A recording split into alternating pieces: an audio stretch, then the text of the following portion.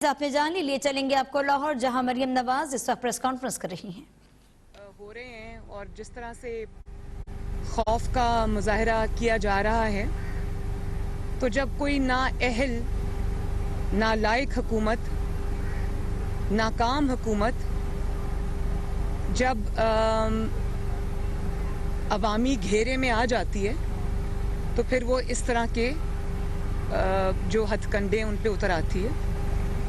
लेकिन आप इलेक्शन जो सेनेट का है वो आप 1 महीना पहले करा लें, 1 महीना बाद करवा लें, या आप उसका जो भी फैसला करें, उससे आपकी जाती हुई हुकूमत को इंशाअल्लाह ताला दवाम नहीं मिलेगा। उससे आप अपनी हुकूमत को नहीं बचा सकते। और जब अवामी गुस्सा, अवामी जो कहर है, जब वो जाग उठता है, तो इस किस्म के जो इंतज़ामात हैं वो कारगर साबित नहीं होते। मुझे ये समझ नहीं आ रही कि अगर आपको पीडीएम की मूवमेंट से कोई फ़र्क नहीं पड़ रहा, जैसे कि आप फरमाते हैं, और अगर आपको पीडीएम के जलसों से कोई फ़र्क नहीं पड़ रहा, तो अचानक ऐसी क्या आफत आ पड़ी, ऐसी क्या इमरजेंसी आ पड़ी कि आपको 1 महीना पहले इलेक्शंस अनाउंस करने पड़े, जो कि कभी पाकिस्तान की 73 साला तारीख में कभी नहीं हुआ। और पूरी की पूरी आपको जो स्ट्रैटेजी है वो चेंज करनी पड़ी। जो लोग 11 मार्च के बाद जिन अरकान ने हल्फ उठाना था, उनको पहले मुंतखब करने की क्या मंतक है, ये बात तो समझ में नहीं आ रही। लेकिन जो चीज़ वाज़े है वो ये है कि इनको ये समझ आ गई है कि ये हुकूमत के पास अब दिन थोड़े हैं, और उसमें आप जो भी हथकंडे इस्तेमाल करें, इंशाअल्लाह ताला घर तो आपको जाना पड़ेगा और जल्दी जाना पड़ेगा। दूसरी बात यह कि आपने पहले बाकी कौमी इदारों को तबाह किया। जिस तरह आप अफवाज पाकिस्तान के स्पोक्स पर्सन बनकर आप अफवाज पाकिस्तान को, पाकिस्तान के सिक्योरिटी इदारों को आप अपने सियासत में घसीटते रहे, उनको उनका नाम इस्तेमाल करते रहे, उनको अपने बचाव के लिए इस्तेमाल करते रहे। उससे उन इदारों को नाकाबिले तलाफ़ी नुकसान पहले पहुंच चुका है। और FIA के सरबराह भी आप खुद ही बन बैठे। ये आप जानते हैं कि बशीर मेमन साहब ने क्या गवाही दी थी कि उनको प्राइम मिनिस्टर के ऑफिस में बुला के आप धमका रहे थे, और आप उनको अपने मुखालिफिन पे मुकदमात बनाने को कह रहे थे। इसी तरह FBR के चेयरमैन भी आप खुद ही बन जाते हैं। इसी तरह आप खुफिया एजेंसीज का जो काम है वो भी आप खुद ही करना शुरू कर देते हैं। और अब आप इलेक्शन कमीशन ऑफ पाकिस्तान के चेयरमैन भी बन बैठे।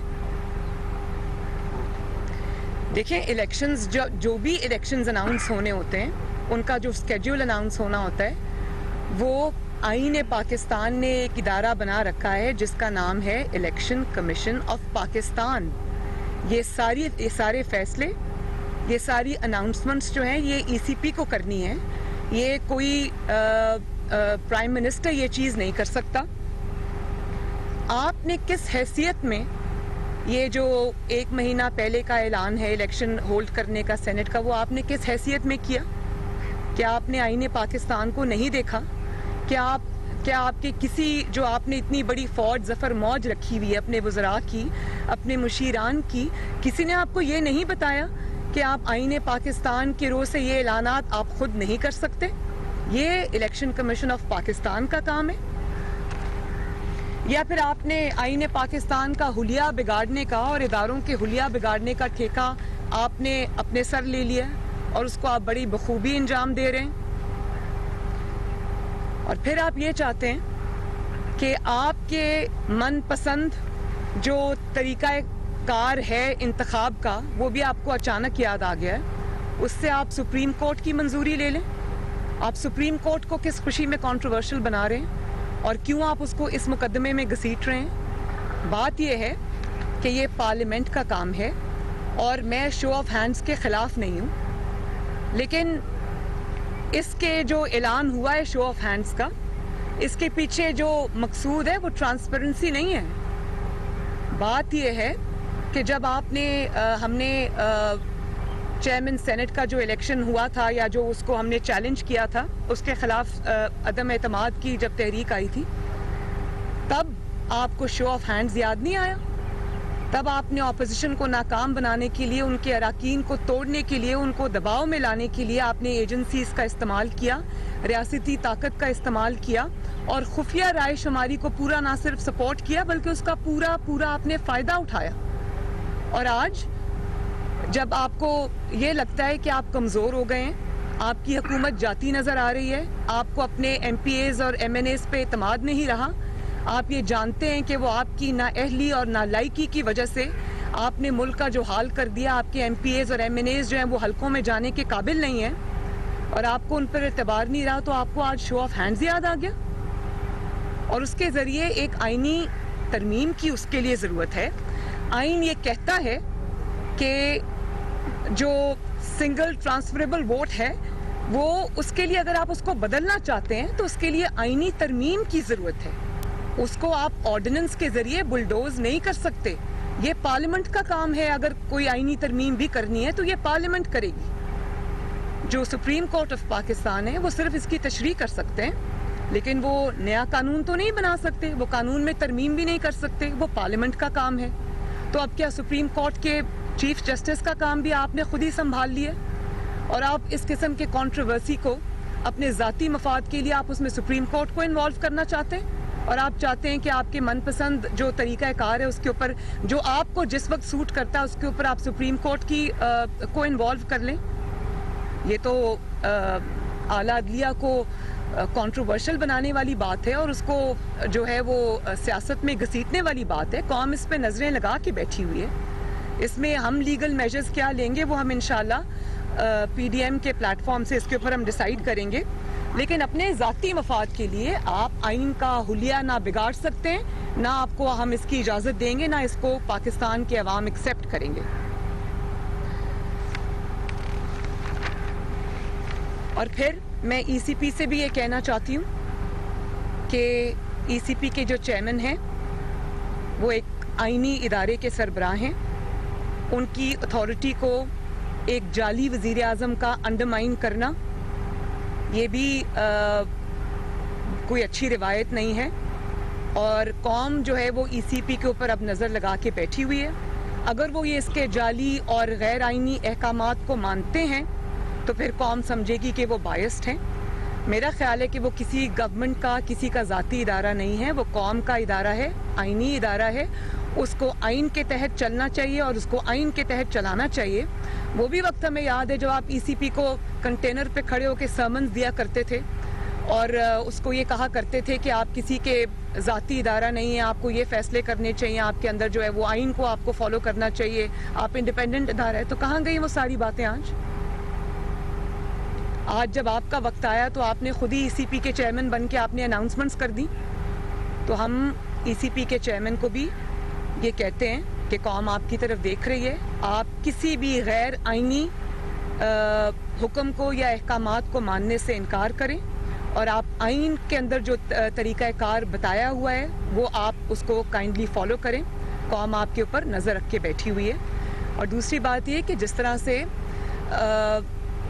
फॉरेन फंडिंग केस जो है वो पाकिस्तान की तारीख का मेरा ख्याल है लॉन्गेस्ट पेंडिंग केस है, जिसके अंदर शवाहिद और जो एविडेंस है वो इररिफ्यूटेबल है, वो सब ECP के पास आ चुका हुआ है। उसको गैर मुय्यना मुद्दत के लिए मुलतवी कर देना ये भी एक चीज़ जाहिर करता है कि ये जाली हुकूमत किस तरह दबाव डलवा रही है एक कौमी इदारे के ऊपर और किस तरह अपना मनपसंद फैसले उससे ले रही है। तो ECP को भी इस सिलसिले में जो है वो अपना किरदार अदा करना होगा, अपनी आइनी जिम्मेदारियों को पहचानना होगा और किसी एक पार्टी के मकासद की तकमील के लिए आप इस्तेमाल नहीं हो सकते। कौम की नज़रें हैं आपके ऊपर। मैडम ये बताएं कि लाहौर का जलसा तो कामयाब हुआ, आप समझती हैं कि क्या इस्लामाबाद का लॉन्ग मार्च कामयाब होगा? और अगर आप लोग इस्तीफे देते हैं असेंबली से, गवर्नमेंट कह रही है कि हम तो ज़मीनी इंतखाबात करवा देंगे, आपके पास क्या कानूनी ऑप्शन है? देखिए, अगर ये तरीके मैंने सब देखे हुए हैं, पॉलिटिक्स के खारजार में बहुत अरसा हो गया, ये सब तरीके मैं जानती हूँ। आप 500 सीट्स के ऊपर इलेक्शन नहीं करा सकते बाई इलेक्शन।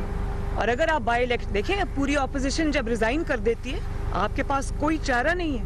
और ये आप जो कह रहे हैं हम इलेक्शन करा देंगे, तो ये कोई खाला जी का घर नहीं है। आप इलेक्शन अनाउंस करेंगे तो क्या हम चूड़ियां पहन के घरों में बैठे रहेंगे?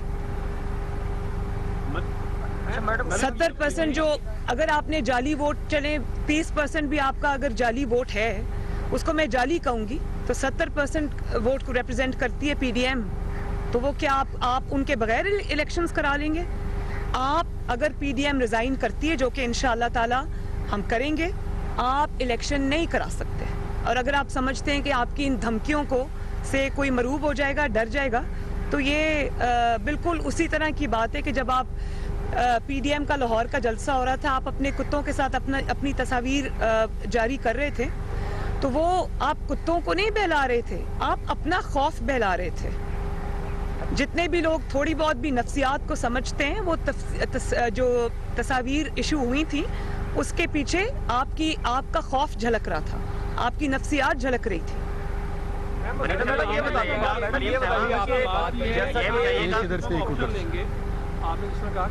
और ये भी मैं आपको बता दूं कि कुत्तों से खेलना और बात है, कौमी इदारों से खेलना बहुत खतरनाक है, जिसके नताइज आपको भुगतना पड़ेंगे, जिसकी कीमत आपको अदा करनी पड़ेगी, और वो कीमत आपसे कौम लेगी।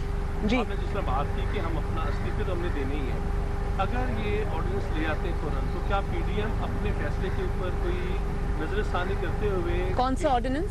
अगर पहले सेनेट में ये कैबिनेट के अंदर फौरी तौर पर अगर कहते हैं कि इलेक्शन जल्द करा लेते हैं, सेनेट के इलेक्शन, और उसके साथ साथ नहीं, मैंने इसमें पहले ये बात कर दी है कि ये ऑर्डिनेंस के जरिए नहीं हो सकता। उनको वाया सुप्रीम कोर्ट जाना पड़ेगा, उनको वाया सुप्रीम कोर्ट जाना पड़ेगा, और सुप्रीम कोर्ट के ऊपर भी पाकिस्तानी कौम की नजरें, मुझे उम्मीद है कि सुप्रीम कोर्ट कौम को मायूस नहीं करेगी और आइन का हुलिया बिगाड़ने वालों का साथ नहीं देगी। ऑर्डिनेंसेस के जरिए आप आइन को बुलडोज नहीं कर सकते। आज सुप्रीम कोर्ट ने जिस तरह नैब के ऊपर कहा है कि चेयरमैन नैब के अलावा कोई भी चेयरमैन नैब तो तारीफ नहीं कर रहा। सुप्रीम कोर्ट का इतना बड़ा जुमला कह देना, रिमार्क्स दे देने, आप क्या समझ रहे हैं, आपके मौक़िफ़ की तायद है या अवामी मौक़िफ़ की तायद? देखिए, जिस तरह वो बाकी इदारों को ख़राब करके उनके सरबराह बने हुए, मैं समझती हूँ कि नैब का चेयरमैन जो उसका नाम है इमरान खान।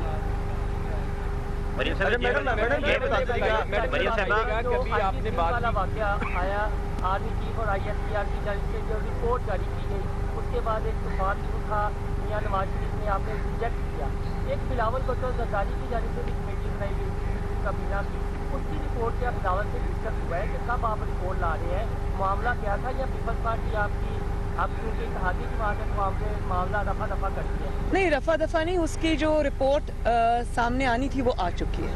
अच्छा मैडम, पूरी कौम को नहीं, मैं बड़ा शुक्रिया अदा करती हूँ जिसने भी ये एडवेंचर किया, उसने मियां नवाज शरीफ और पीडीएम के बयानिए को मजीद तकवीत भी दी, उस पे मोहर भी सब्त कर दी कि वो जो कह रहे हैं सच कह रहे हैं, और वो इस बात पे भी मोहर सब्त हो गई थी कि ये हुकूमत इमरान खान की नहीं है, वो मिस्टर खामखा है, ताबेदार खान है, उसको तो कोई पूछता भी नहीं है। लेकिन उस केस के जितने भी फैक्ट्स थे वो कौम के सामने आ चुके हैं। मेरा नहीं ख्याल कि अब उस पर किसी भी रिपोर्ट की ज़रूरत है। फैक्ट्स कौम के सामने, जिन्होंने किया था उन्होंने एडमिट कर लिया। मीटिंग हुई आपकी मॉडल टाउन में, मीटिंग हुई, और उस मीटिंग के बाद एक बयान आया जावेद लतीफ की जानिब से कि 4 से 6 लोग विकेट के दोनों साइडों पे खेल रहे हैं, तो क्या आपको उनका पता है और क्या जजा और सजा उनके लिए होगी उन 4 से 6 लोगों के लिए? देखिए, मैं सिर्फ इतना जानती हूँ कि मुस्लिम लीग नून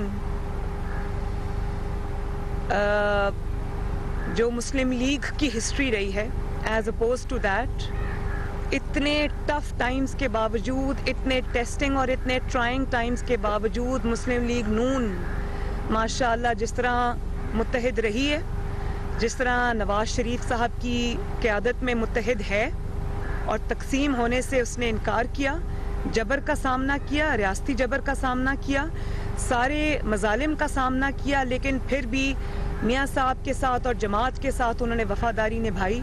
मैं मुस्लिम लीग नून को दोनों हाथों से सलाम पेश करती हूँ।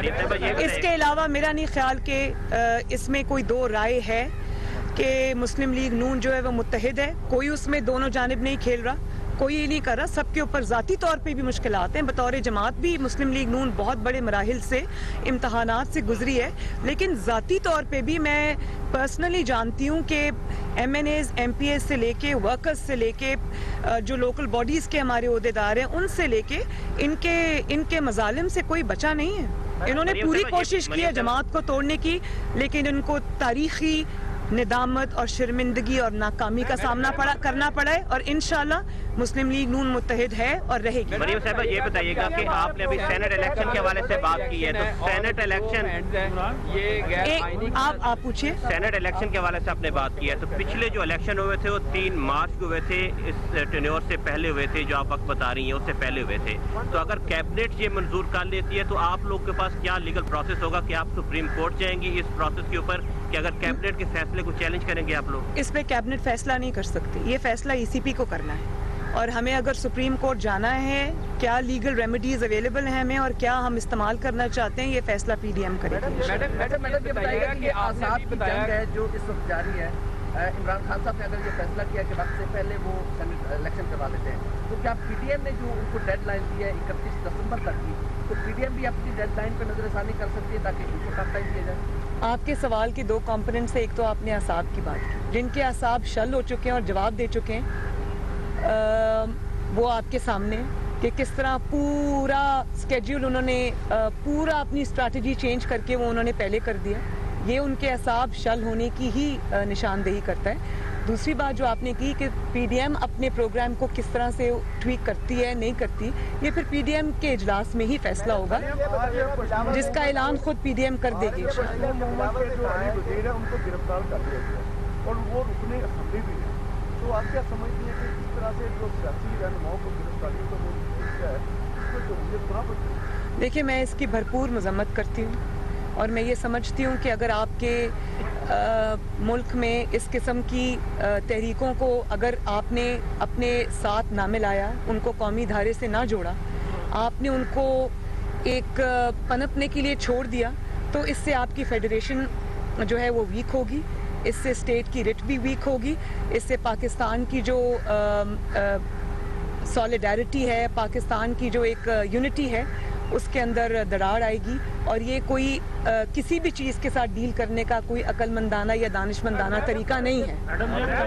हम सब पाकिस्तानी हैं, हम सब इक्वल पाकिस्तानी हैं, और हमें इसी तरह एक दूसरे को ट्रीट करना चाहिए। इधर से ले लें, इधर से करना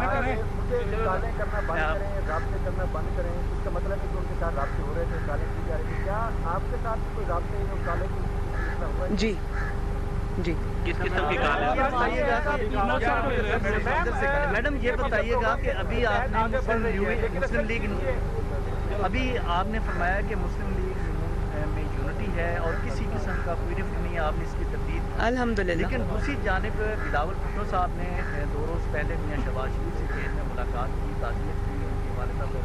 उनके हवाले से ये खबरें आई हैं कि मियां साहब ने उन्हें मुफाहमत का मशवरा दिया है और इस्तीफ़ों का जो ऑप्शन है उससे इस्नाब करने का मशवरा दिया। ये खबरें आई हैं और मीडिया पे चली भी।